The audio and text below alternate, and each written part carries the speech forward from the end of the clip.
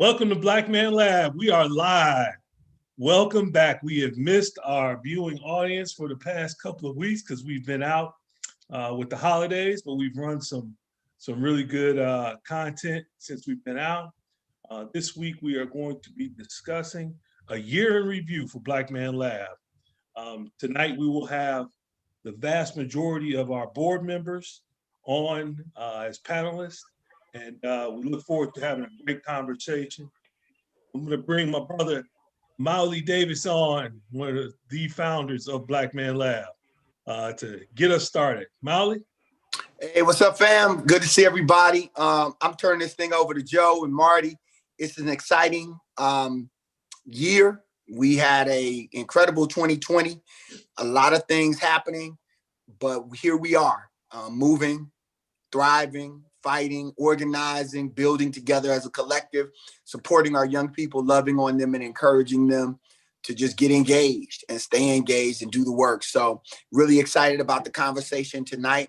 I will turn it over to Brother Joe Barker and let Brother Joe, Brother Marty, looking forward to this fruitful conversation.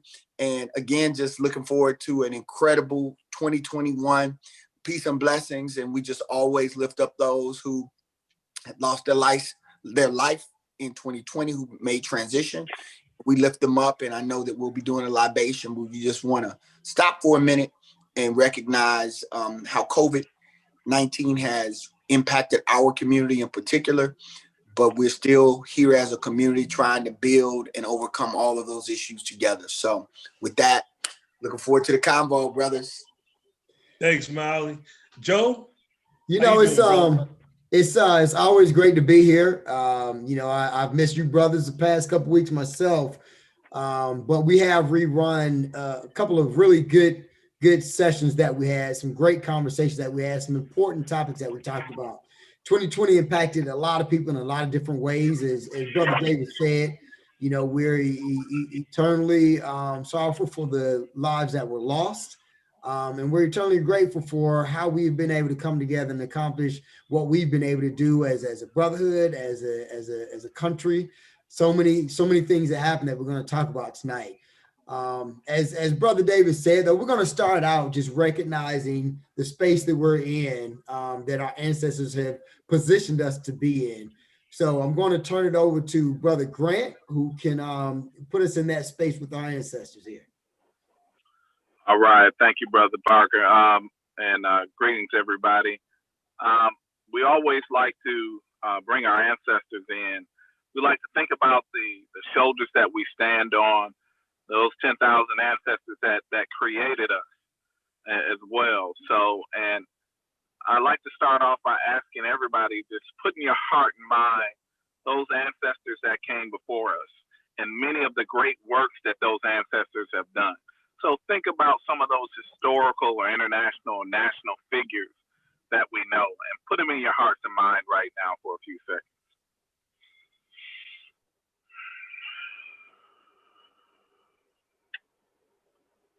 All right, and we recognize them. We all put up our fist, and on three, everybody say Ashe. 1, 2, 3.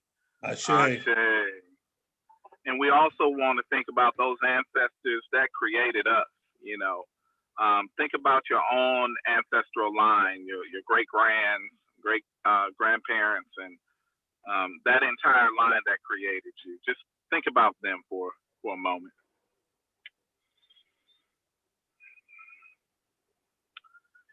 And then we put up our fist, and on three, we say Ashe 3 times. 1, 2, 3. Ashe. Ashe. Ashe. Thank you, brothers. All right. Thank you, Brother Grant. One of the other things that we want to do too, because we always look to be able to be open and take in the information that we bring in every week. And that is being in the right mental space and letting go of all those things that have a tendency to hold us down as a people. So one of the things that we do is we look to get ourselves, in doing that, what we do, we just take a couple of deep breaths that are designed to flush out all the negativity that's within us. So I ask everybody to Just on the count of three, take in a big inhale. 1, 2, 3. And release. And one more. 1, 2, 3. And release.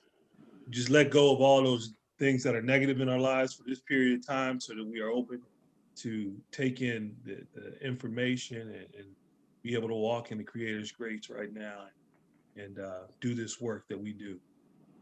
With that, I want to be able to introduce one of our other board members who's on with us as well. Everybody on the panel today is board members. So we have, again, Brother Joe Barker, Brother Jarrod Grant, Mawuli, who's our chairman. We're missing right now our brother Fred Parham, who had to deal with some family stuff, as well as brother Maurice Thompson, who is our treasurer. And then we also have my brother Miguel Dominguez. Brother Miguel, haven't seen you on here in a while, but we are glad to have you here, brother. How you doing? Love to be here. Thank you, brothers. Good stuff, man. So with that, man, let's get started and just kind of rehash our year. You know, it's been amazing when you think about it, and I say amazing both on the good end and on the bad end of where we were a year ago today as a community, and likewise in the type of work that we were doing with Black Man Lab to where we are today. So I'll open it up to the group to ask the question, what do you think was most impactful that you saw in terms of these sessions that we had, whether it was in our live sessions, we had live sessions at the Andrew Walter Young YMCA, or the stuff that we've been doing now virtually. What do you think was most impactful to you, or that really just raised your eyebrow to say, man, the work of Black Man Lab is strong? And I'll start with you, brother Miguel, because you know we don't have often times where we can get to you, bro. So start with you. What do you think? Hey, I appreciate it. I'll set it off with back when we were having the live meetings, because I acknowledge first and foremost that ever since COVID and we gone online, I haven't been able to be as present. But those times where we were at the Y together really have continued to be in the forefront of my memory in terms of how impactful they were to all of us that were present, not just the young people. Two of those sessions really struck me and sort of stayed with me as time moved forward. One was a session I'm probably gonna botch all, the whole thing up in terms of what it was actually called, but we were talking to young people about love, man, and there was, I don't know if you recall, brothers, but there was a little young guy, probably 10 years old, that towards the end of that session asked a question about, how to love and just y'all probably remember it better than I do, but I just remember that being, that just struck me as just our young people really needing to learn basic things that all of us as adults just learn sort of the hard way. And he was asking about learning how to love. And the other session was the one on mental health, man. That really just showed how much suffering there is within our own community. And in terms of mental health and the work that we're doing as Black Man Lab, one of the things that all the sessions have in common is that hug, that sort of, hey, Mawuli set it off with, is it, if there's anybody here who for whatever reason just needs a hug, some love today, and to see people lined up and all the brothers come together to offer that up to those in need, those are the things that really stood out to me when we were having the sessions. Yeah, those are two really great points, because so often we as Black men especially are muted in our show of love for so many different reasons. Likewise, our mental health. We mute that a lot of times for so many reasons, and the Black Man Lab is allowed, as we always say, a safe and sacred place for us to show those things, and it's great. I see my brother Maurice Thompson has joined. Mo. Big Mo. What's going on, brother? Good to see you. What's up, man? How Happy you New doing? Year. Same I'm to you, good, bro. I'm good. Good. You want to jump in on that topic? What you think about our year in review here? We talk about the topics that kind of moved you or that you thought were super impactful from a year ago today, really. Oh, okay. So for me, every time I get an opportunity to talk about the Black Man Lab, the first thing that really hits me was when we were together and we were in person. I mean, it's that walk into the room. It's not even a topic. Yeah. It's just walking into a room filled with brothers who are all there for a very positive purpose, and you can feel it. You can literally feel it from the men who are assembled, young and old men who are assembled in the room, and the expectation that they have for something great that's going to come out of this gathering, this connection with the brothers. So for me, it's not even a topic. It's just literally just the being in that same environment with the brothers. But from a topic standpoint, and I know our topics are generally supposed to be geared to our younger brothers, but I get an opportunity to sit in and listen to comments and watch the comments come in on Facebook and on YouTube.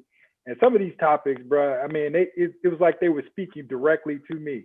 When we had all the brothers who were on, and I've forgotten what the main gist of the topic was. I think it was on spirituality, religion, man, and you had the brothers just started going in. I had to walk out of my house, and I walked the whole duration of that call because it was just so powerful. It hit me in a particular moment in time where I needed that message. And that's what I find another thing that's so powerful about the Black Man Lab. You get exactly what you need at the moment. It is all, and I don't know how you and Joe, come up with the topics and line them up. Y'all peering into my life.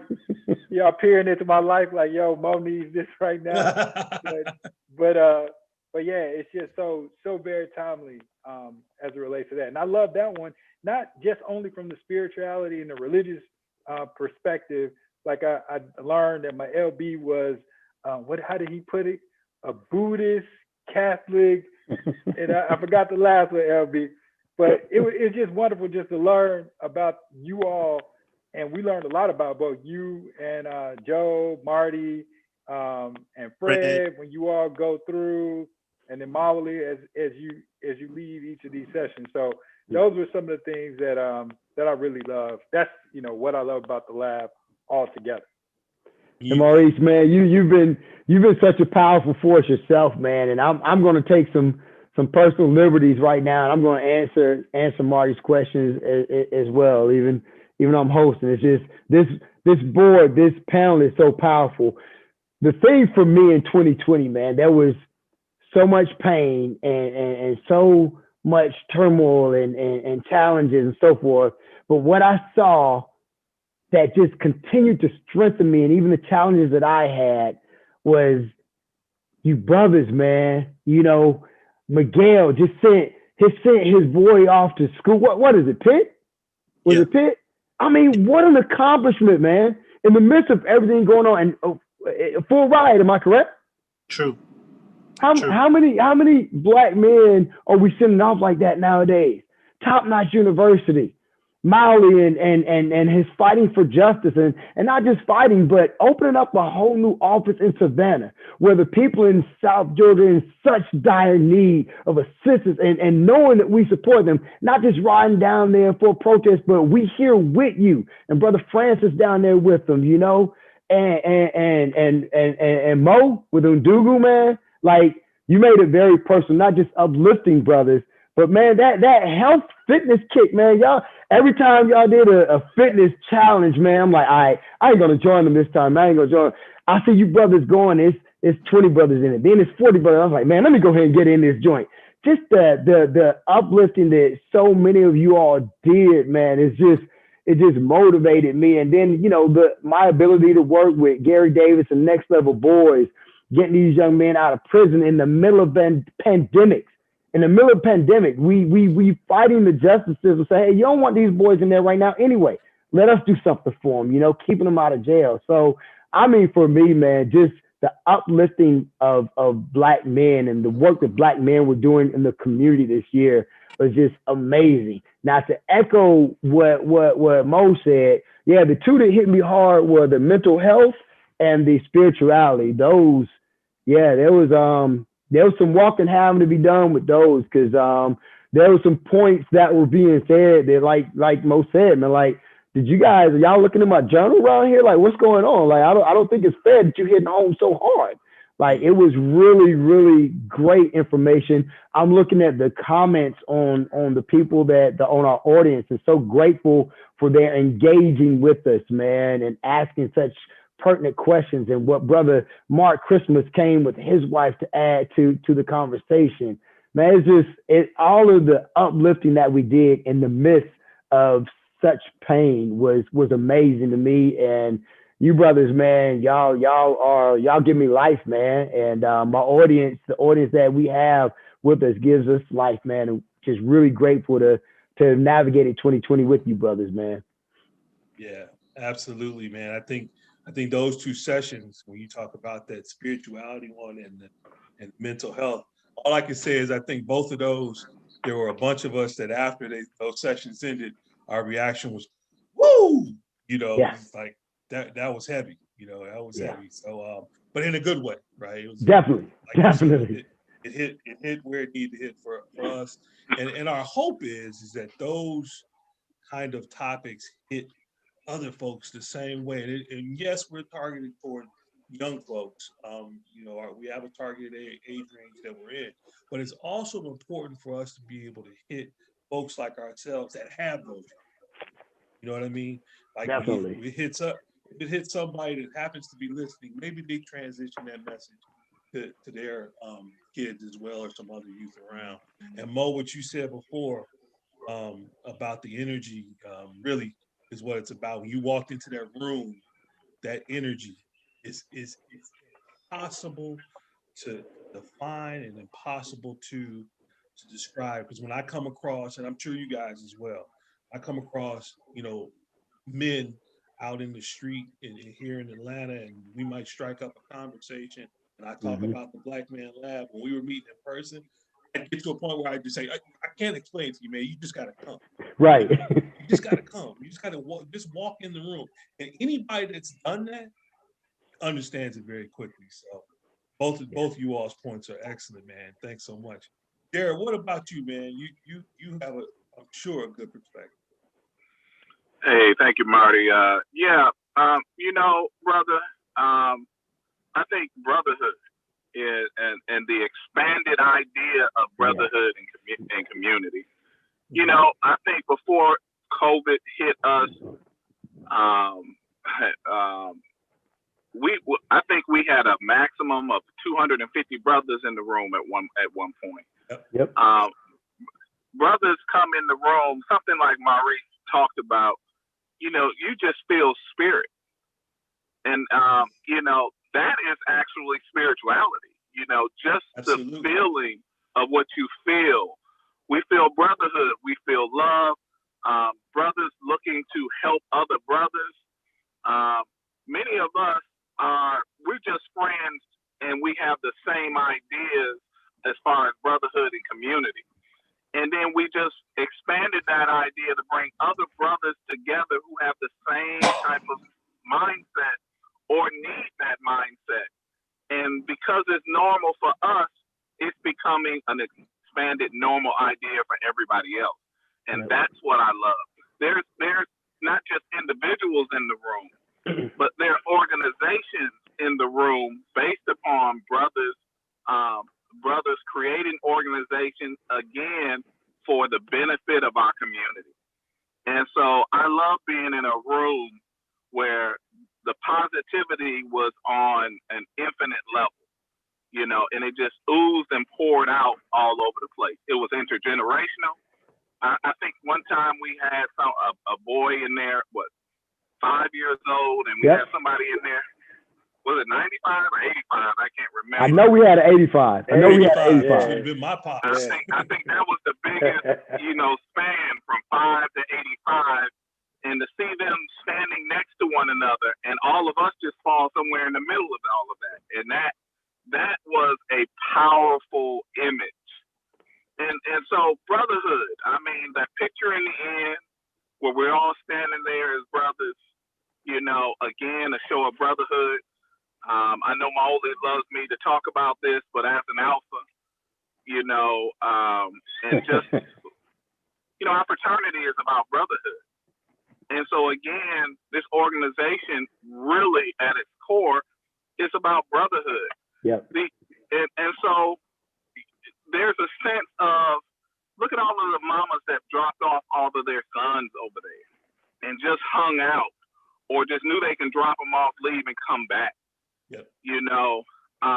It was powerful to see the sisterhood right there, just making sure and knowing that there are brothers who care about the development and the sanity and the evolution of their own children. And so, I love that sense of care and that sense of responsibility and accountability that they put on us, but they know that they can. And so, and my last piece, that last meeting was pretty powerful in the gym. There was a lot of brothers up in there, and we were getting prepared for, coming into this spirit. And then one of the ones that were online with Greg Carr, and we were talking about politics. That's one of my favorites. And lastly, the one that we were talking about, gaming. And gaming was important because I never heard any of the things that they were talking about, but I know gaming is so important to my son and his generation. Sure. So he's just turned 23 this week. And and that was an important segment for me and him, just to hear that type of language so that we could build in a different way and see some opportunities and some navigation for the future as well. So I enjoyed that. But brothers, we're about brotherhood, and I love that, and I love the expanded idea of brotherhood and community that we share and that we take in from others. Yeah, definitely. I love the for me there was always a connection of commonality through every topic that we had. There's always that connection of commonality, one of brotherhood, like you said, Jarrod, but then also of community. There's also, we always talk, we'll do it here today. We always talk about habits, rituals, and disciplines. There's a commonality of those things in everything that we do. Likewise, there's one of building community leaders in some form or fashion, right? Through whatever that topic matter was, whether it was something related to what you wanted to do professionally or something that was around building oneself. There was always a commonality in every topic that we had. And at the end of the day, I think that everybody involved, when it comes to folks our age and people that were the women that were bringing their sons, anybody associated with Black Man Lab has a really good understanding that our communities are better when our men are better. Yeah. Right? When our men are leading our communities as whatever, whether that's a father, whether that's a business owner, whether that's somebody working in corporate America, whether that's whatever, community leader in some form or fashion, our communities are better for it. And if our communities are better, then guess what? All communities are better, right? It makes the world better. So, and Marty, that's a valid point. I want to go back to what you just said because I think Jarrod, touched on that, man. It's like when you had sisters that were dropping off their sons, young sons, 5 years old and on, they trusted the men in that room. They trusted the brotherhood. And I think what you both are saying is critical because it doesn't happen without that family unit. And that family unit may be different than the nuclear image of what we may think, but it does start with the brotherhood. It has to. And the sisters have to be able to have confidence in that brotherhood. And I think that's what we saw this year. I think we've seen that more than ever with our actions, with what we've created and the space that we've been in. And Jarrod and Marty, I'm glad you mentioned that because that's key, you know, because as a brotherhood, of course, we do get questions from sisters. Well, what about the sisters? Da, da, da. Hey, none of this happens without the sisterhood. But guess what? Y'all building up the brotherhood puts the strength back right where it needs to be in us all, in this community. And that's well stated, Marty. Well stated. Now, what about you, Marty? You know, you got to give us your 2 cents, man. What were your topics, or what were some of your highlights, brother? Again, man, as far as highlights for me, man, I've that energy of us being able to be in the same room together, and everybody having that sense of, again, damn near impossible to explain the feeling, right? Right.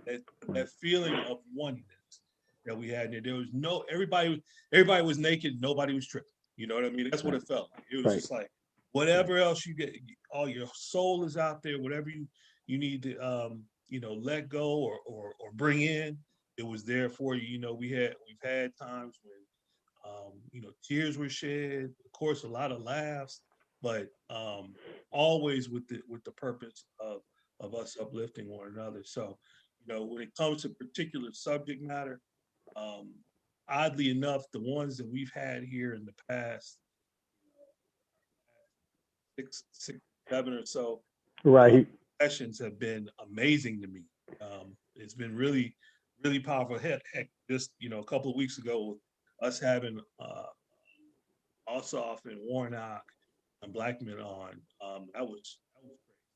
That was a great panel that we had, and the topic matter was great. But it's the conversations that we always start with the topic, then it goes to a deeper conversation with everything that we do. And I can't say enough about how much it uplifts me. So, Mawuli, what about you, bro? You want to jump in here? We talking. What about you? You have been the rock of this program. No, man, I'll tell you, this has been a really, really powerful experience for me. And one of the things that I think I've taken most from it is just the example of Black men building together and young people seeing that.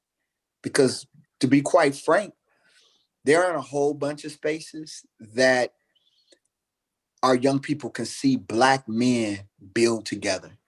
Like, and we're coming from all of these different ethnic, fraternal groups, spirituality, different perspectives. But in that space, we just Black men together trying to figure it out, trying to support each other, trying to work through stuff that, baggage that we carry, and I think that for me was really powerful. One of the most powerful things was when that father had his son and the father was homeless we were in person. I remember that. And he came in and he was like, man, I don't know where I'm asleep. And he was brought up front and brothers just came and just started putting money in his hand. I mean, it was just, it was just something else, man, to see these brothers just come and just start putting money in his brother's hand. And then for him to come back 2 weeks later and say, man, y'all saved me. I'm straight now. I'm on my feet now. Just really, that it debunks all of the myths, all of the lies, all of the propaganda that has become so common, this anti-Black man narrative. And it just, we don't have to talk about it. You can see it, right? As Jarrod said, it's one thing to say you're spiritual, but to have a spiritual experience. And that's what I felt like was happening. And that was one of the most powerful moments for me in this whole journey that we call Black Man Lab. And then the last thing, and this may sound somewhat superficial or funny, is that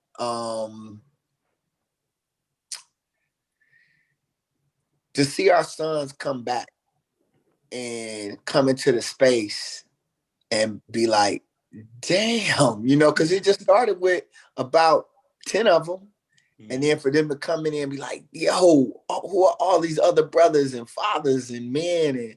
And then they were just like, man, this is crazy, And they saw that a seed planted for them blossomed into something for others. And that's really what it's about, that as much as we are about connecting with our sons, I mean, how can any of our sons be safe until they all feel safe, right? And that's what moved me about seeing them see other young brothers looking and searching for what they were looking and searching for. Amen, brother. Amen. That's Miles, let me clarify something there though, because there's some confusion with some of that. We were such a brotherhood. We were so close. We were, my sons were like, Dad, man, you hang around a bunch of really, really powerful and strong dudes. But I grew up the son of an alpha man, Dad. You've always talked about alpha. But all you hang around is Mawuli Davis and Gary Davis, and they both Kappas. I don't understand. I was like, I was confused. Hey, man. Hey, that's funny because, when my boys are like, what's up with, Jarrod, DB, you, Maurice, so the Benji is hey Joe, I'm gonna come to the house more. Thank I'm you. gonna come over to your house more. Nah, man, but brothers letting you down, man. what they saw in all seriousness, what they saw is it truly is one brotherhood, is one love. And this next question I want to ask Marty, and I want to start with you, man, because you I think are probably the most modest of them all, man. I know, Mawuli had a vision. He's been the captain of the ship. But brother, there have been so many times where I couldn't hang, or Mawuli was tied up, or Fred couldn't. But man, you've been solid. You've held it down for us on Black Man Lab, and through it all. And so this one may be a little challenging, but as a man or as a father, what was your one? And I know a lot, but what was one of your proudest moments this year? Either as a man, as a father, as a founder, as a part of this board, like. What stood out for you as a man or as a father? Like, that's something I got done. Wow, it's a tough question, man. As it relates to my own, I've been what I've garnered from Black Man Lab and our time together of listening to other brothers, whether it be on a panel, whether it's been you guys.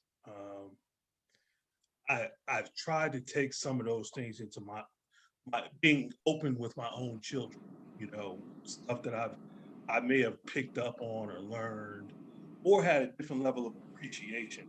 Like we had the one panel when we were at Hawaii, and I forgot I think it was fathers with daughters or something like that. I can't remember which one it was, but there were some brothers on the panel that were so deep and open, and emotional, and gave of themselves of their struggles and how they overcame different things.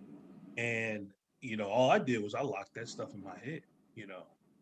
I just took different little nuggets, and I was like, man, well, I got to do some stuff different. As it relates to trying to deal with my kids, and it's still a work in progress, which I know all of you all know, and I know that a lot of the people listening in know is parenthood is, as they say, does not come with a textbook.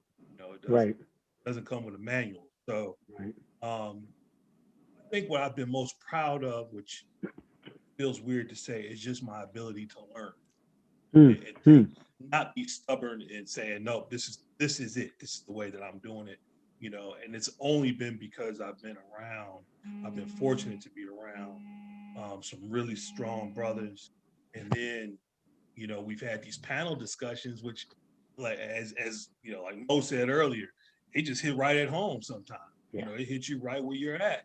And although these topics are for other people, I think I'd venture to say that we take a lot away from them as well. You know, especially like Joe, you and I, we do a lot of this, you know, in terms of being doctors for these. So we're asking the questions. So it's all, sometimes you ask the questions and the answers, I feel like they're coming directly at you. You know, it's like, man, are you talking to me? So, so yes, that piece of it, and I pray that my kids see, and those, when I say my kids, I'm talking about my children, and then all those children that call me uncle, you know, see me doing it the right way. And I venture to say, man, our family, all of our family grew this year. You know, Marty, I didn't really know your kids before this year. Jarrod, I think I saw your son every once in a while. You know, I know Kobe and Kari, you know, in passing. I think I had spoken to Santana maybe once or twice. Definitely, you know, we all grew up with Malik and Lil Maurice, who is definitely not Lil Maurice, but we're going to keep that move. That dude, good God, man.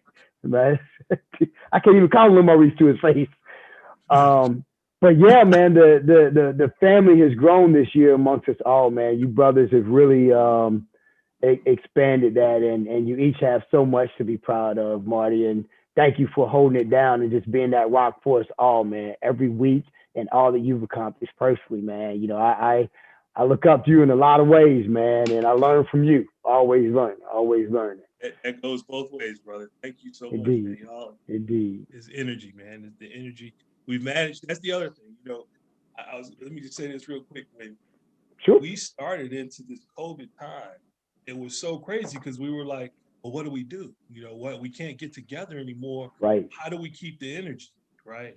And I think that's one of the things that I'm really proud about, is that we managed through all that to be able to be where we are right now. It's not perfect.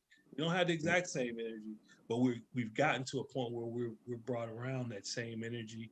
Yeah. And I think those folks that listen in and feel that energy and feel the love that we have, not just for one another, but for our community. So, you know, you think about our first virtual one, we were in person. We had a Teddy Riley moment there every once in a while. That was crazy, and we knew immediately after we did that first one, we were like, well, we got to figure something else out, because that's not going to work. Yeah. Definitely. So, but I'm so proud of where we've gotten to, and knowing that this is still a launch pad for our greatness. And I say our greatness, I'm not talking about us as a board. I'm talking about as if definitely Black Man Lab can expand, well, it will. Well, as we expand, that's great. But if there's other organizations out there that want to copy what we do and what the mindset is, more power to you. Whatever we got to do to help the community, I'm happy about it. So that's all. Appreciate that, brother. Miguel, I want to move on to you next, man. I'm not in the Dominguez household, but I will say, outside looking in, it will be hard as a father or as a man to beat that moment with what Santana accomplished. But I will defer to you, because you're the master of that household. You're the master of that fate, the captain of that ship. But what was that biggest moment or proudest moment for you as a man or as a father this year? You're absolutely right, Joe. You've been paying attention. I mean, look, for a guy coming from humble beginnings like me, first of all, making sure that I raised a son who wasn't as attracted to the streets as I was coming up, and whose, biggest thing when he goes out the door is like Maurice's son, we'll call him Big Maurice instead of Little Maurice. These guys are going to play soccer. You know what I'm saying? Like, that in itself is an accomplishment. Like they're not definitely, they not going to rob nobody. They're not going to do drugs. Like they're going to play soccer. That's what these guys love to do. Yeah. And so, to get through all of that and to have him, focused on his grades, putting in the work, kudos to him through all 4 of the years of high school, and to stick with it. And to, I was telling my son, and I'm revealing something here, look, if you work hard, it'll pay off, and it's going to pay off in actual dollars. But could I swear that on a stack of Bibles that my son was going to, as a result of doing well in school, was going to get a full ride? No, I couldn't. And certainly not at a school like that. So when it came to, fruition and to drop him off, which was also one of the hardest things I had to do this year, being that I'm always worried about him. I mean, he's the love of my life, and having to drop him off and walk away was both the proudest moment and the hardest moment simultaneously, if there's even a description for that. That certainly was the first in my life. That was an amazing moment, brother. And don't be ashamed about that drive back or whatever, because I dropped off Jordan at fam, and my whole family wanted to come with me and everything. And I don't even want to say this in front of my line brother, but I'm like, nah, I got this. I'm gonna drop him off. I dropped him off. We hung. Maurice, we went down and got some Lindy's, all that stuff, right? Man, I'm driving back, Miguel, by myself. I had the ugly Will Ferrell cry, man. Just tears everywhere, bro. It was just an ugly cry, man. I was like, how am I driving home without my right-hand man, dude? Like, how? Bruh, I did that while I was trying to keep it together because my middle son, Lion, is sitting next to me in the car all the way back. And it's like, damn, I had to be careful because he's telling me, Dad, I think I'll stay home for school. I don't want to do this to you, man. I'm telling you, man, those are real moments, man. Real moments. Well, congratulations, man. That's an amazing accomplishment. And Santana did that in the middle of a pandemic, man. And absolutely. I can tell you, as somebody and Brother Grant knows in the education field, a lot of these cats, man, they lost focus, man. And Santana stayed true to it and got it done, man. So congrats, man. Congrats. Hey, Brother Grant. Joe, go ahead, brother. No, I was just gonna say real quick. What I've learned in this middle age more than anything is that, man, your kids can break you down in a heartbeat. Oh, yes. Man. Hey, be clear. Every day. You gotta. It's funny because you get to a point where you're damn near running from it. In a good way or a bad way. Yeah, don't get it like, I don't want to talk to him right now because I feel like getting emotional. Yeah, I know it well. Hey, man, it's so funny you bring that up because right now, me and Santana going through something right now this minute, man. And had a little ugly interaction last night just about cleaning up the kitchen. Went left. For no apparent reason, and so, yes, in a good way and a bad way, these kids are still they're still trying to figure it out. And from a father and a man standpoint, man, we just carry such a burden because, as much as we want to be the friend and the confidant, the reality is the world requires us to make sure that these men go out into the world and can be men and can survive. Yeah. And so sometimes that part of it is not fun for them. It's not fun for us, and causes tremendous conflict. And that's real talk, man. We respect both sides of that. Jarrod, man, tell us about you, man. What was that moment for you or that time for you this year, brother? As a father or as a black man?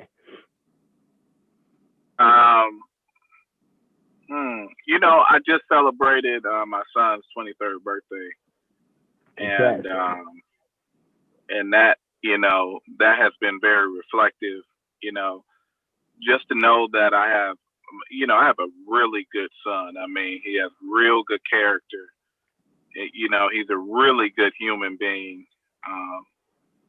And I just look at him and just really I'm happy that I'm just happy for him. And I know we all remember 23, 21, 22, and those were some good times. But I don't.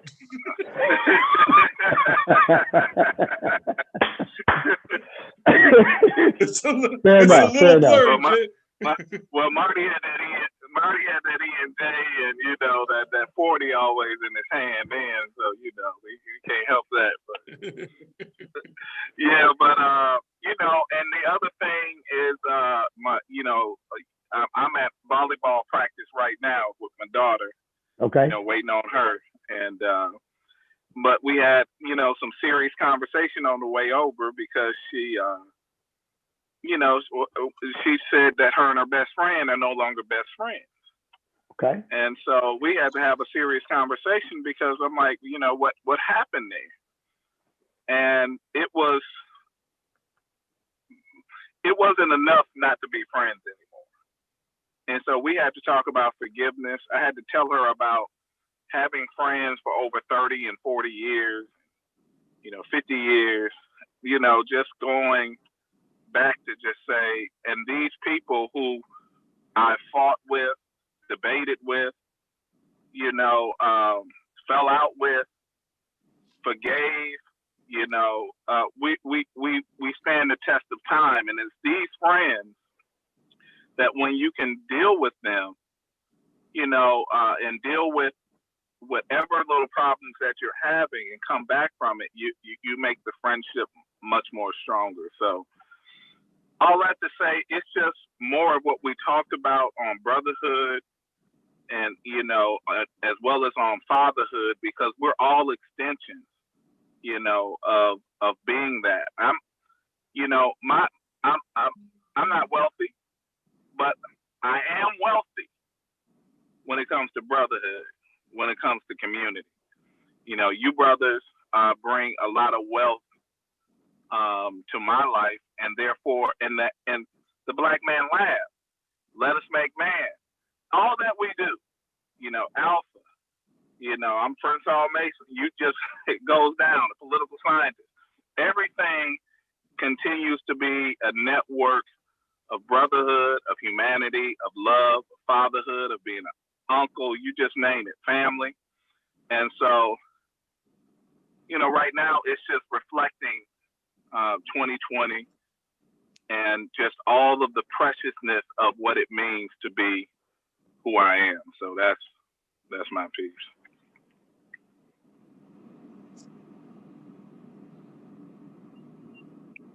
Yes, sir. That's it. Man, it's been a lot. It's been a lot in terms of proud. I was really proud to see us as a collective really manage this transition into being virtual and not just give up, and just say, hey, this is another way for us to connect with a broader audience. I really applaud, Marty and Joe. They've been reaching across the country to pull in people who if we were in person, we wouldn't even get them. But they've been reaching. We've been bringing folks from California, Chicago, New York, all over to share out. And I just think that I'm just proud to see what forefathers envision just grow. And I think that there's something about when it's something that's genuine and it's of value, that it speaks to more than just the person or the people who initially think that, hey, we need to do something. Other people's like, yeah, I'm connected with this. I feel this. And that's, I'm really proud to see how it has connected so many fathers. And we're all trying to figure it out. I had a very, very bad interaction with my youngest on New Year's Day. And, I think we got to be able to say that and have those conversations, like, you know, for whatever it looks like, you know, when you take off them bow ties and them letters and ascots and all of what you have, at the end of the day, how do we connect with our sons and our daughters and our children and raise them and love them and encourage them so that they can be contributing to our forward motion as a people? And that's a struggle. That is a struggle. You can be lauded in your profession. You can be, you know, people can raise you up like, you that, you this. But at the end of the day, we have to keep coming back to the reality of, how does this work in community in my house? You know what I'm saying? What's up in my house? You know, like, and it's hard. It's hard, and it's painful at times, because you feel like there are other young people that will listen to you quicker than your own child. And so that's why Black Man Lab was created, though, because we were like, yeah, that's what's happening. Like, they ain't listening. So we need to build community. We need to build the African village where uncle can throw his arm around him and say, come here, youngin, let me talk to you. Let's chop it up. Let's build together. And I think that's I'm proud of that. And to see brothers reaching to my sons and pulling them up and talking to them and encouraging them. You know, they just need to know that it's not just, there's a community of expectations, and that has you know, been powerful and strengthening and encouraging. And can I say real quick? You go know, ahead, brother. Black Man, real quick. Black Man Lab, you know, went virtual, and then in the summer we went into the streets. You know, with all kind of activism. Nobody beats Mawuli. Nobody beats Mawuli in the street. I met up with him a couple times. I'm like, man, I'm gonna rest over here while you continue on, and I'll see you. I'll see you at the end of the site. But and the bottom line is, if you were called to duty, brothers was like, we'll be there. We'll be there. We'll be there. But we were fathers to the community, organizing events for the youth, you know, so that's an important part of this brotherhood as well. So I just wanted to say that real quick. And I appreciate that, Brother Grant. And, you know, Miguel, I think you started us out, man, just being very vulnerable, acknowledging, you know, you and Santana just got into it. And then Mawuli, you know, says, hey, he and one of the fellas got into it, you know, New Year's Eve. Hey, my middle son, I cried when I brought him back from FAMU. And then today, you know, we got into it, and I was supposed to take him back. I said, nah. I mean, hey, I'll be that vulnerable dude. I said, nah, you figure out your way back. You're a whole man. You coming at me, figure out your way back. But you know what? He did. And being around you brothers shows me that, you know, I can be weak and allow my son to be strong. I don't always have to be stronger than him. My son can be the strong one. And today I had to show him that. I'm like, dude, you're stronger than you realize. Figure this out. And he did, man. And I think when our audience listens to us and sees those vulnerabilities that we have within our own family, that there's no chinks in the armor. That's part of who we are. That's part of the community. That's how we build each other up, because we know there's no perfect person in here. And we build each other up so we can go out and be fathers of community, so that our sons can know, hey, I'll be strong when my father needs me to be strong, because he's not going to be here sooner or later, and I'm going to have to be that dude. And I know all of y'all's boys. And no matter who y'all get into it with, I see Santana, Mo, Jarrod, Joe Boy, definitely Kobe and Kari, Fred's kids, all of them, man. I know for a fact. I mean, Marty, your daughter's already out there doing it, man. She's already out there leading the charge with her profession, you know, like y'all's children, man, y'all have led the way for them to do great things, man. And being vulnerable in those moments doesn't make us weak. It makes them strong, man. And the community sees that. And that's great stuff, man. Now, Mo, I gotta go on to you, because I venture to say you better not ever get into it with Limo, because I don't know, man. Like, I don't think you can even outrun him at this point if it came down to it. But Maurice, man. Hold up, man. Hold up. Y'all get a little too carried away, and he watches these things, and y'all just I got my youngest son. He creeping in the room now because he hearing all this stuff. You know, I don't know how y'all doing this to me, and still to this day, man, I'm like 51, and my family still call me Lil Maurice because of my dad, and y'all giving him a. Oh no! I gotta give this man a break. I'm never gonna get out of being a Lil Maurice. We all know that you Big Mo, bro. We know that you Big Mo. I appreciate that. What was that moment like for you this year, man? Because you have your family. I've known them from day one, A1, bro, from before the boys were even here, man. So what was that 2020 moment for you as a man or as a father? You with Undugu and Malik and Maurice doing such wonderful things, man. What was your highlight, bro?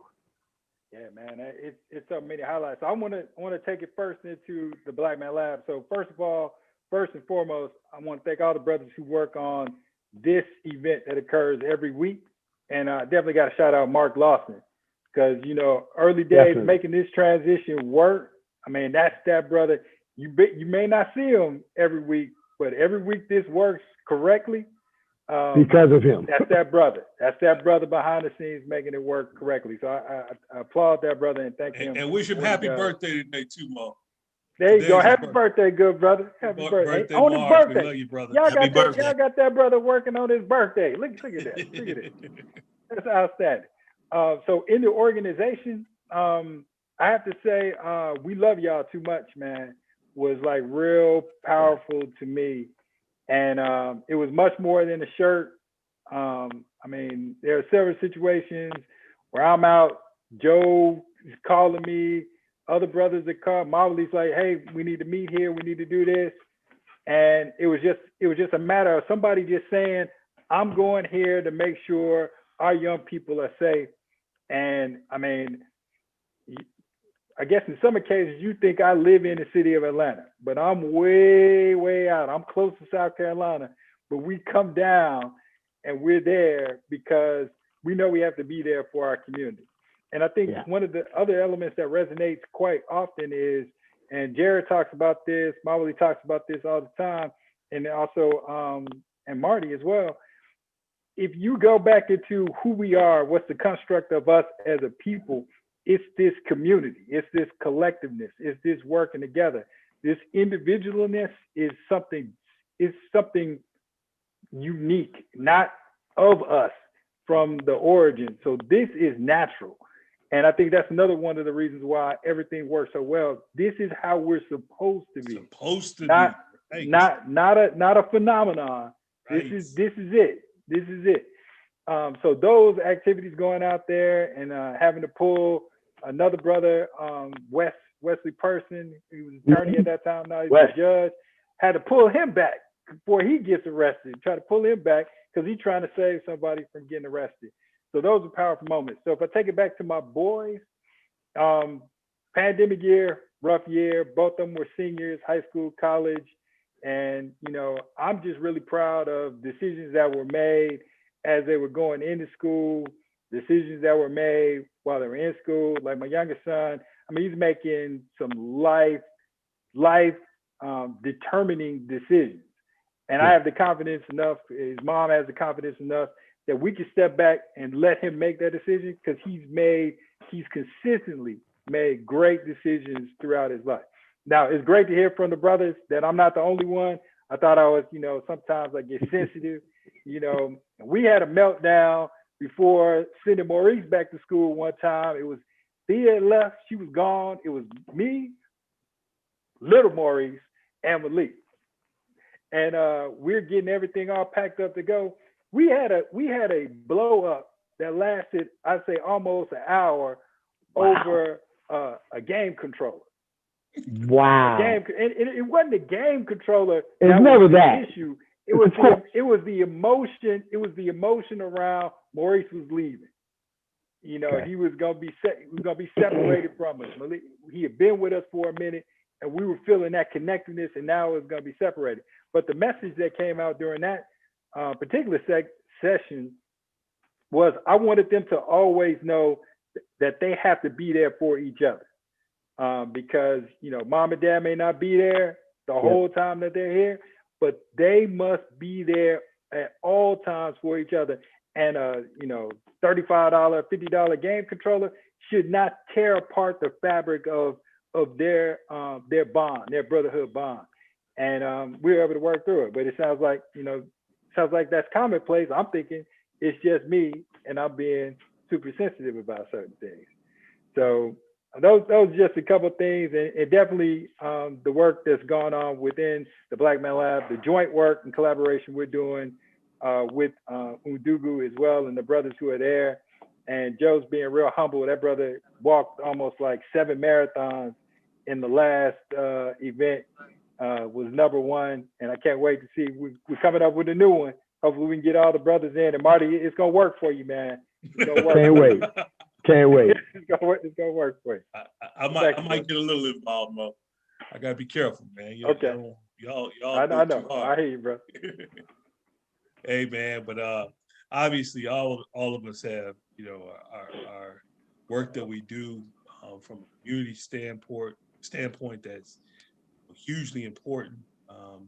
But we have to always make sure that our homes are straight too, because the hope is that what we do in the community translates at home, so that our kids, both the girls and the boys, have a sense of what you were just talking about, Maurice, of oneness and community, and not that individual mindset that's not part of who we are. That's not our DNA pool, right? That's not who we are. We are about community. That's what the people of Africa have always been about. So we're pushing up against the clock, but I want to get a couple of quick questions in. Hey, can I say one thing? As Please. you push up, I need to clear this up too. Every week, as you push up against the clock, y'all come at me talking about I'm trying to shut y'all down every week when y'all coming up against the clock. I don't do it every week. It's just, every once in a while I may say it. I appreciate you keeping us on task, Mo, but sometimes the topics of, especially as of late, have been so powerful. It's like you just don't want to cut it off. You don't want to cut it off. But we try to respect people's time, and you're good at doing that. So let's talk about what we're looking forward to in 2021. I mean, 2020 was crazy. We had just a political standpoint, from a social standpoint, from a health standpoint, it was just nuts. What are you looking forward to in 2021? What do you for our community, and what do you think are the ways that we can move forward with Black Man Lab to help that? Oh, I'll start with you, man. Oh, me? Yeah. Oh, Mo? Me? Joe. Oh. Joe, not Mo. Joe. I get confused with my LB. He was the back line, I was in the front, but we one in the same. Man, 2021, I think we have to press on. We have to keep this grind up. I think a lot of young men, a lot of us, a lot of young men, middle-aged men, older men, I think they got the message in 2020 where it's like, all right, we need to stand up for our community. We need to be there for our families. We need to push this forward, the good work that's being done. And so in 2021, I think more than ever, we just have to keep leading that charge. We have to stay up front. If I could, again, just bring up some of the examples. I think Mawuli setting up, he and Francis and Brother Bozeman down in Savannah. That, to me, is kind of a good example. It's, in other words, saying, hey, we're here. We're not doing this from remote, telling y'all, here's what y'all need to do. Here we are. And I think that's what 2021 is. The steps I'm personally trying to take is just, again, trying to lead by example. That Marty, before we went live, I was telling you, it's the job I'm in right now is tough because there's no days off. I took some vacation and I come back and I'm like way behind now, and I have all these things to do. But you know what? It's for a whole bunch of Black youth that we're trying to push forward into the collegiate experience that wouldn't otherwise have such an opportunity. And so for me, 2021 is a positive extension of the work that started in 2020. Now, when I say started in 2020, I don't want anybody to get offended because I know many of us, now y'all, us, have been doing this for years. But I think 2020, we turned the corner in a lot of ways because we pivoted during this pandemic and showed people, yeah, we still here. Let Us Make Man is still lifting brothers up. Undugu is still lifting brothers up.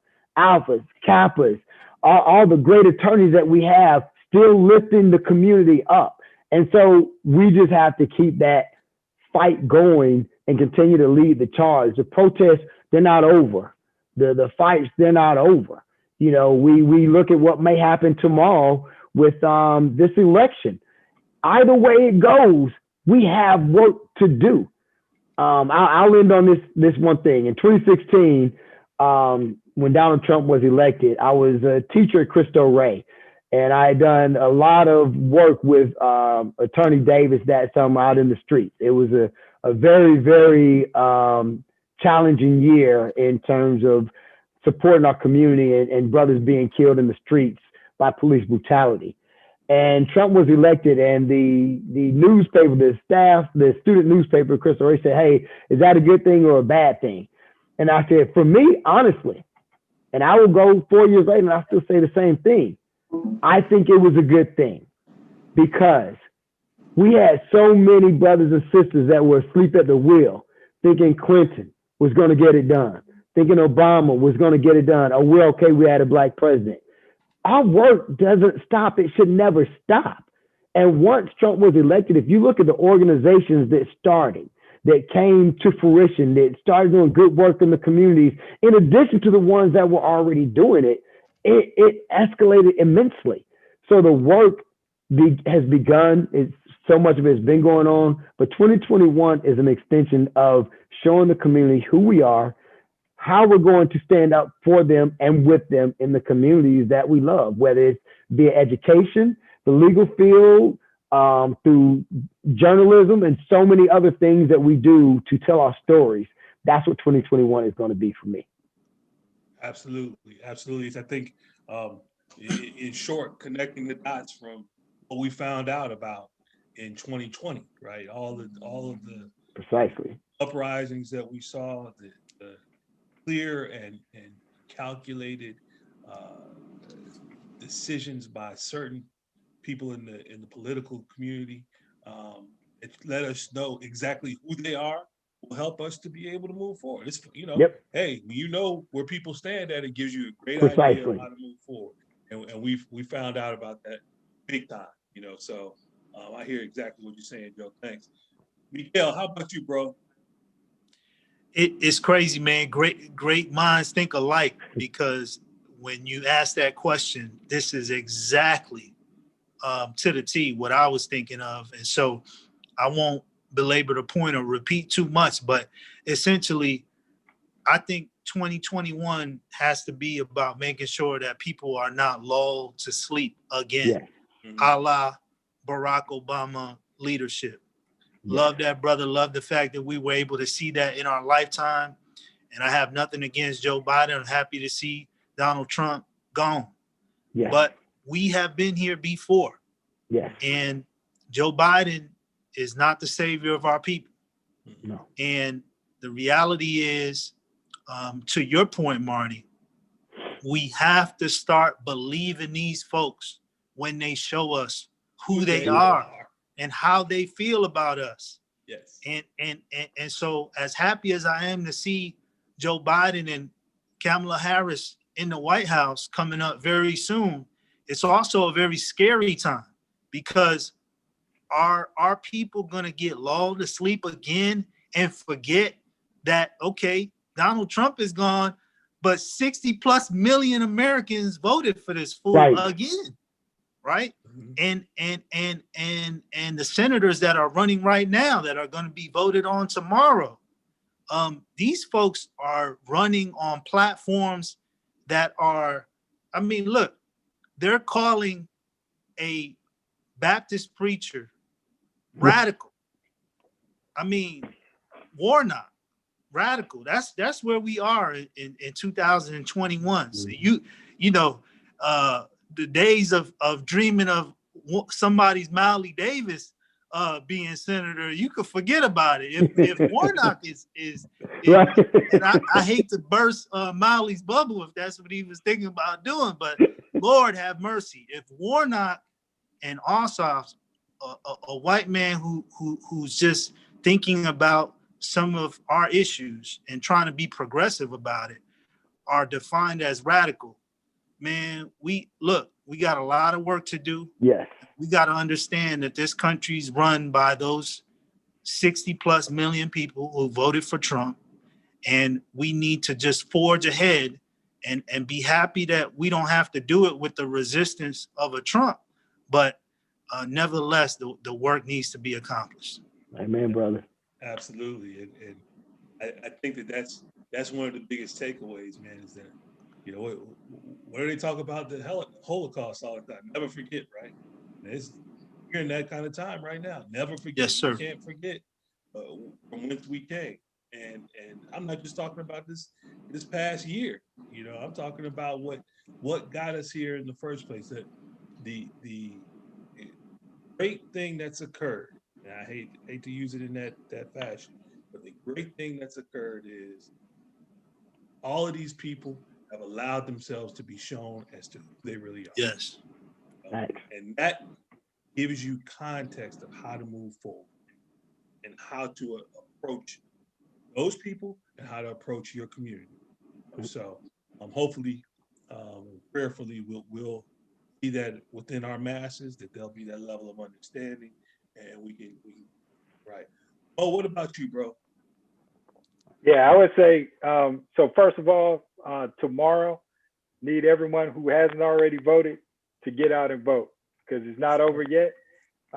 Before we can start holding everybody accountable, we got to get all the right people in place so that we can start executing on the programs. Then the second thing after that is doing exactly that, holding them accountable. It's not a 4-year cycle. I don't see you on the day I vote, then I come back and see you the next time I vote. We have to continue this engagement. We're gonna have some seats at the table. We have to go leverage those to make sure that the things that are much needed in our community are provided, and that they're not provided just one time on just to satisfy you and keep you quiet for the next 3 years, but on an ongoing basis. We must have that. Then within the lab, continued growth within the lab. I want to publicly thank United Way for the support from United Way. Publicly thank all of the donors, those who contributed. You know, whatever you could was greatly appreciated, because it helped keep these programs going. So self-sufficiency is a big thing for me. So our ability to operate and maintain what has been provided up to this date and continuously evolve it comes as a direct result of our support that we receive from the community. It could be individuals or corporations on how we do this. And then we got to take a look at each other from a holistic standpoint. Sister V hit me with this. We were talking through some stuff last year. So the great thing about the lab, since it's open to men of all ages, Black men of all ages, you can get a young brother before the young brother has either veered off course or is broken in some way by something that happens in the system. So making men whole, or developing young men into whole men, I think is the continued mission that we've got to hold forward. And then collaboration, our ability to work across multiple organizations to bring out programs that are going to best serve the target audience that we're focused on. And that's, you know, men of color, whatever your age, just men of color, and making them whole, mentally, physically, and then we can get into the, you know, spiritually and economically from there. But I think we're on the precipice. The opportunity is right in front of us right now. Yeah. Yeah. Take this to the whole next level. And then I love the virtual component, because the virtual is building our global community. So Black Men Lab started as Atlanta-based operation, but now we could pretty much say it's national with the potential to go global from there. So men have the ability to unite, come together, and then really expand upon our personal development, but then also the betterment of our community. So those are just some of the things that I'm looking forward to coming into 2021. What's up? Good stuff. Good stuff. And I'll say this, Mo. We talk about having a seat at the table. We need to be in a position that we own the table. We are creating that. Bruh, there you go. Well stated. That's Well what we stated. need. Well See, we've had seats at the table, right? We've had seats at the table, and that hasn't always worked in our favor. We need to run the table because the table is best served when we are in position of leadership. Facts. We've seen that time and again. So, Love Brother that. Grant, how Love about that. you, Thank man? Go. What were you gonna say? Okay, go ahead, Brother Grant. Hey, I think 2021 is about, especially for Black Man Lab, to increase, like we've been doing, our political power. Our political power means greater political power for our community, for Black folk, and I think for humanity as a whole. Someone just said earlier, what's good for us is actually good for everyone. So it's not just good for us; it's good for everyone. It's time for the aspects of power to be changed. We can no longer live in a world imagined by Europeans and white males. We can no longer live in a world that way, and so humanity needs us. And I think we're the men to do our part in expanding our political ideas, and expanding our political networks, in our community networks, in order to increase ourselves in the most beneficial ways. So I think this year we will continue to expand our empowerment and expand our community's empowerment. And I think, because we've already seen it, we've been protesting, the last 10 years. And now you got people, when you look at Mawuli and many of the other legal work that has been done, you got folks now in the street fighting for constitutional rights from the grassroots. So you got the young people right now out in the streets fighting for our rights. So we want to make sure that we're mature enough to help guide that movement. As we're not elders, but we have the energy and the wherewithal to pass torches. And I don't think the last generation did a good job of passing the torch. They held on to the little power that they had too long instead of passing the torch, because we need a succession of power, and we need our next generation to also have a succession of power. So I think we're in a great position of a renaissance again, like we had in the late 80s into the 90s. And now we're seeing it again. And I think we have to defend ourselves, meaning our ideas, meaning our political understanding, meaning our economics, our culture. We have to defend it all in order to save ourselves, but really also to save humanity. So that's where I think we are, brother. Well stated. Yeah, Salute. great stuff, Jarrod. Mawuli, I'm going to come to you, man, because I know that you and I talk quite often about your visions and the visions for Black Man Lab and stuff that we want to move to, sometimes very quickly, in the near future, and we just act on stuff quite often. And I know right now you have a huge initiative for 2021, and I want you to talk about that, man, because I think that this project that we have going is going to be super impactful for years to come. So, can you come on and talk a little bit about what you have going and what we have going, actually? Yeah, You've involved Black Man Lab. yeah. It's all of this is just work, right? It's it's years of us building and learning and growing. And one of the things that I think, this moment showed us is the need for us to have an educational process that Baba Jihad of Let Us Make Man, one of our elders and Black Men Lab would say, men are not created by accident. You don't just happen to become a man. That there has to be some intentionality about it, some systemic work that's done in your favor, or we will be repairing broken men. As Frederick Douglass talked about the difficulty in doing that. That is far better to be able to raise a child into a man than to try to repair a broken one, because we know, and trust me, I work with a lot of brothers who this system have broken in different ways. And so where we are right now is this opportunity for us to do this piece. We Need You pilot project with creators, entrepreneurs, innovators. And man, the turnout for young people who are interested has been tremendous. It's over. We've cut it off. We're approaching 80 young people who want to be a part of the project. Take a book that I wrote entitled We Need You, Encouraging My Son's Generation for Black Liberation. And it really came out of them Kobe leaving for Howard and just trying to figure out what will be their maturation process to become involved in the movement and be a part of struggle.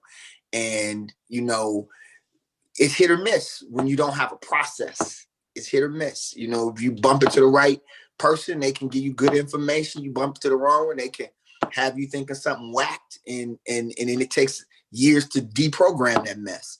And so our hope is that this piece, as we build it out and allow them to read and then create and reimagine themselves in the movement, for them to be able to become what I see in a Joe Barker, in a Maurice Thompson, a Miguel Dominguez, Jarrod Grant, Fred Parham, Marty Monegain, are lifelong community builders for Black people, right? We have to institutionalize our community to be lifelong builders, not sporadic agitators or just occasional activists or every now and then getting involved, but lifelong, every day. I know that I know, and that's the beauty of this board and what you all do every day. I know that y'all wake up thinking about how can I build in the interest of Black people. Yeah. That's profound, right? We can't, we should not minimize that, because there are so many of our people who get up every day and they are more focused on the building of other folks' institutions and even their family. Everything is about building for other people. But to know that we're surrounded by men who wake up building in the interest of our people, that's what I really hope will emerge from this pilot project, and it continue to grow around the country, so that, the culture is what we make it, right? We don't, people say, man, the culture is all off, because we've allowed it to be off.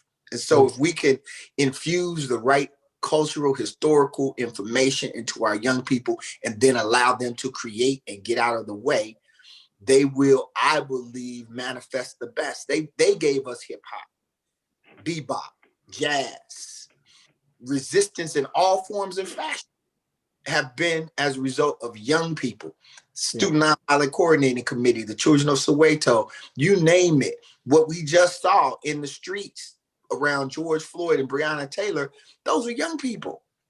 And so we just have to arm them with the right cultural and historical information and not allow them to just operate off of raw emotion, but to ground them in a way that they know that they're a part of this long river of struggle that has never stopped. Since we've been under attack, we've never stopped resisting and building at the same time. And so that's what I'm looking forward to. Ready in about 30 minutes to do this orientation, and just thankful to have brothers that we can journey together, and sisters.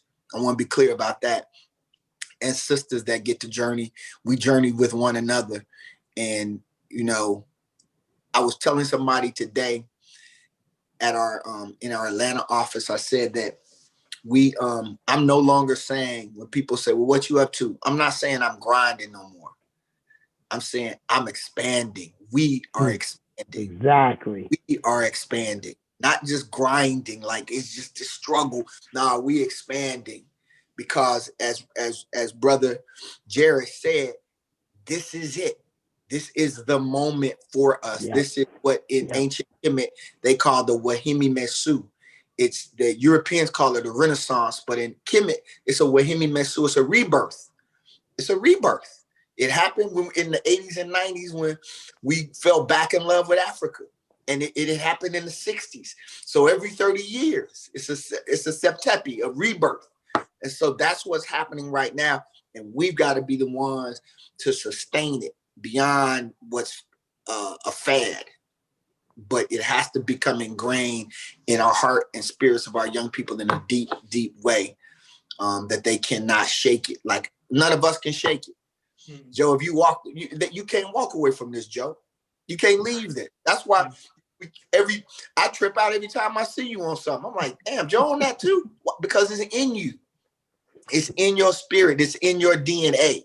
You can't not walk away. Run from what Maurice has built with Ndugu and the work that he's done is in us. And that's what we have to do to help get it in our young people so that they lifelong revolutionary minded, organizing to build a sustainable, self-determining Black community.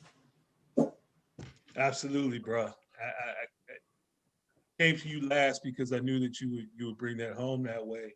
You know, at the end of the day, the idea behind all of this is that we are able to download everything that we have in here to the next generation, so that they can do the same for those that come after them, and do it with the mindset of what we've talked about throughout this evening is our community being the pillar for making the rest of the world run better and be right. I think that in my opinion, 2021 is going to be extremely pivotal in terms of the work that we can do, and then making it sustainable over a long, long period. Well, I shouldn't even say a long period of time, just going forward. That it's the way that society becomes, because we have so much to offer as a people, and we just have to believe it. So, fellas, we are way over. Maurice, I'm surprised you didn't say that. Mo been enjoying it, man. Yeah, Mo's just, you know, he's been expanding, Mawuli. So we're expanding, going from yes, expanding on the time. We expand.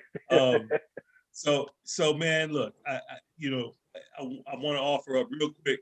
Can y'all give quick habits, rituals, and disciplines, and then we'll close out here, and just really quick, just 3 habits, rituals, and disciplines that you have.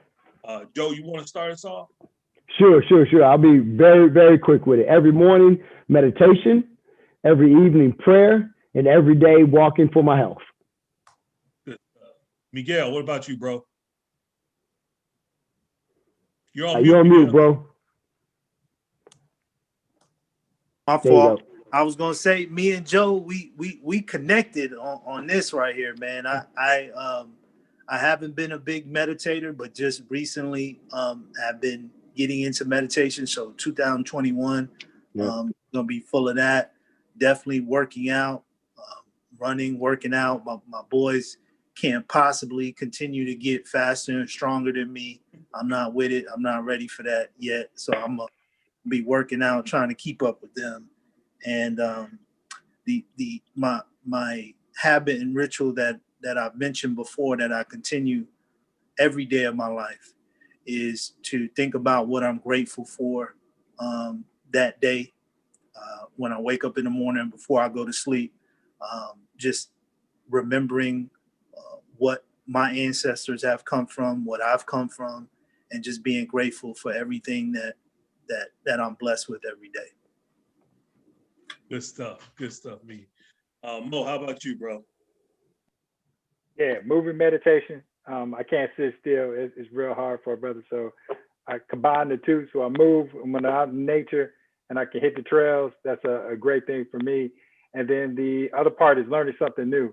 I have to bring and challenge myself to push myself to a new level. So I try to bring in something new that's not a part of my current learning or understanding, so I can expand myself. Good stuff, Mo. Jarrod, how about you, bro?